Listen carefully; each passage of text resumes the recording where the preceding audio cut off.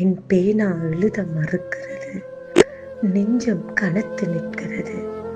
பனிக்கட்டியினுள் சிக்கிய சிறு எறும்பாய் உறைந்து கொண்டே செல்கின்றோம் ஒவ்வொரு நொடியும். நடப்பது நிஜமா என நினைப்பதற்குள் நினைவிலும் கொடுமையான நிஜங்கள் அரங்கேறுகின்றன.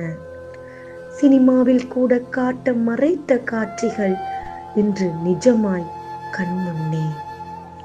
துணைக்கு மகள் இருப்பாளென கண்ணயர்ந்த இதயம் அறிந்திருக்குமா? பாசமாய் நேசமாய் வளர்த்த புதல்வியே தனக்கான புதைகுழியை தெரிவு செய்வாள் என. தனியொரு தாயாய் நடை பழக்க கரம் பிடித்தவள் நினைத்திருப்பாளோ தன் இறுதி மூச்சை பிஞ்சு கரங்களே நிறுத்தப் போகிறது என.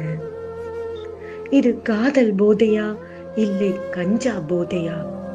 வளர்ப்பு சரியில்லை என முடிப்பதா, நாட்டு நடப்பு சரியில்லை என தொடர்வதா?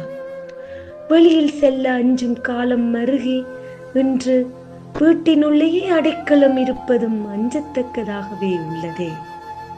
சுதந்திர நாடு என்பது நடுநிசையில் பெண் பத்திரமாக வீடு திரும்புவது என்றார்களே அன்று.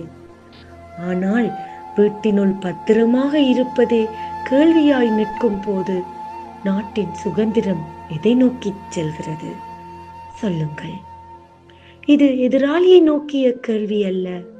ஒவ்வொருவரும் உம்மை நாமே கேட்க வேண்டிய கேள்வி, பதில் தெரியாத கேள்வி.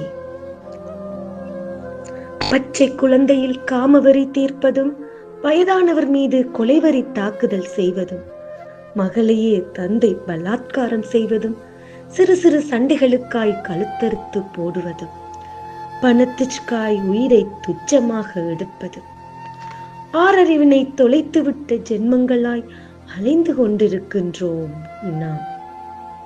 தாய் பாசம், தந்தை பாசம், சகோதர பாசம், இரத்த பாசம் எல்லாம் எங்கே சென்று விட்டது? மனித நேயம் மறைத்து மண்ணுக்குள் சென்று விட்டதா? இதற்கான வேட்டை இது. போதையின் மகிமை என முடித்துவிட முடியாது. இது தனிநபர் பிரச்சனையும் அல்ல.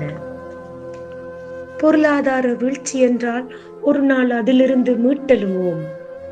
ஆனால் இது மனித குணத்தின் வீழ்ச்சி அல்லவா நடக்கிறது. இது தொடர்ந்தால் அதை மீண்டும் மீட்டெடுக்க முடியுமா?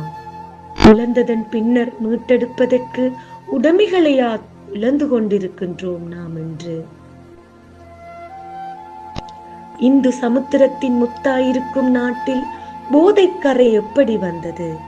வெளிநாட்டு வருகையில் பொருளாதாரத்தை உயர்த்திட திட்டமிட்ட நாம் கடலுக்கடியில் புதைந்து கொண்டிருக்கும் எம்மவர் பெருமையை அறியவில்லையா?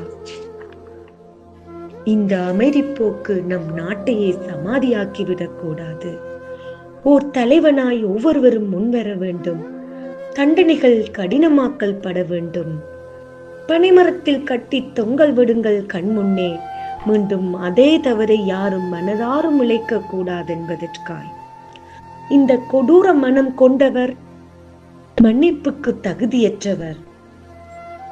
இவர்கள் வீட்டுக்கு மட்டுமல்ல நாட்டுக்கே சாபக்கேடு. கருணை கொலை செய்ய தயாராகுங்கள் ஒவ்வொருவரும். ஓர் பெண் பிள்ளையின் தாயாய் எதிர்கால பயத்தில் இந்த வரிகளை மனதினால் வரைகிறேன். நாளை என் மகளுக்கு ஆரோக்கியமான நாட்டை மட்டுமல்ல ஆரோக்கியமான மனநிலையையும் பரிசாக விட்டு செல்ல வேண்டும் என்ற மிகப்பெரிய கனவுடன்